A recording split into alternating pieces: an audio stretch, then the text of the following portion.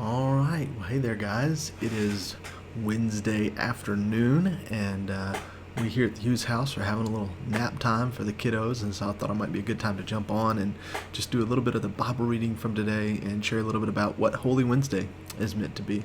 Holy Wednesday was the kind of the middle part of the week where Jesus has been really active up until now, and really at this point in time, he's gone. He's had encounters with the Pharisees. He's fought with them. He's argued with them. They've tested him, and really they've decided by this point what they're going to do after Jesus resurrects Lazarus.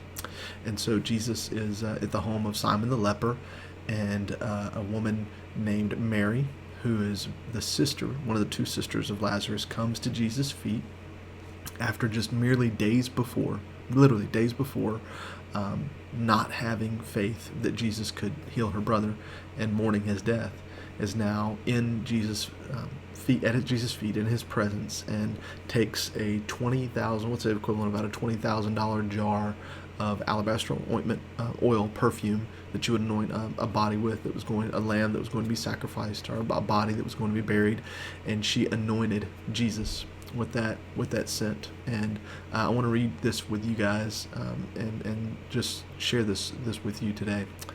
It's over here. I'll share my desktop with you. It's there where it says 12 here at the bottom. It says, 6 days before the Passover, Jesus therefore came to Bethany, where Lazarus was, whom Jesus had raised from the dead. So they gave a dinner for him there, and Martha served, and Lazarus was one of those reclining with him at the table. Mary therefore took a pound of expensive ointment made from pure nard, and anointed the feet of Jesus, and wiped his feet with her hair. The house was filled with the fragrance of the perfume. But Judas Iscariot, one of the disciples who was about to betray him, said, "Why was this ointment not sold for 300 denarii and given to the poor?" He said this not because he cared about the poor, but because he was a thief, and having charge of the money bag, he used to help himself to what was put into it. And Jesus said, "Leave her alone, so that she may keep it for the day of my burial. For the poor you always will have with you, but you do not always have me." And guys, when I'm going through and studying these things for myself, I have a couple of tools that you'll see here.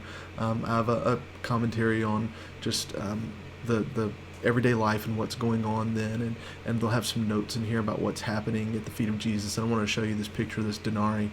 This was the money that they used in the day, and this denarii was about a day's wage. And so when you have this thing that's worth 300 denarii, it was basically a year's wage, 300 days worth of wage, and it was minted Roman silver coin. And Judas, who was a thief, knew that this was of great value. And he knew that by not giving this to the poor, or not keeping it for himself, that Jesus was being lifted up and much was being made of him. And in the eyes of those who were maybe not friends of Jesus, or those who didn't think he was the anointed one, they saw this as blasphemy. And so Judas, who was a sinful man and was broken and lost, he saw this as a waste, to waste this on spending it on Jesus. And so what Mary did, she did knowing Jesus had raised her brother from the dead, knowing that Jesus was special, and that there was something about him different from the whole rest of the world.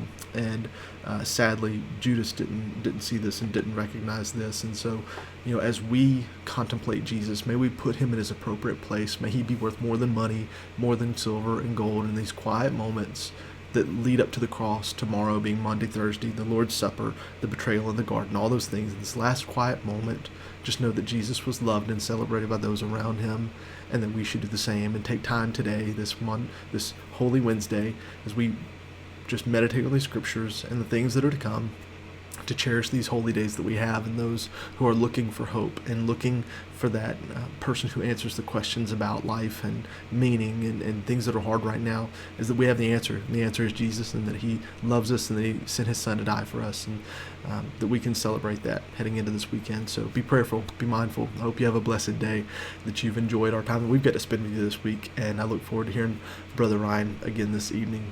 Be blessed.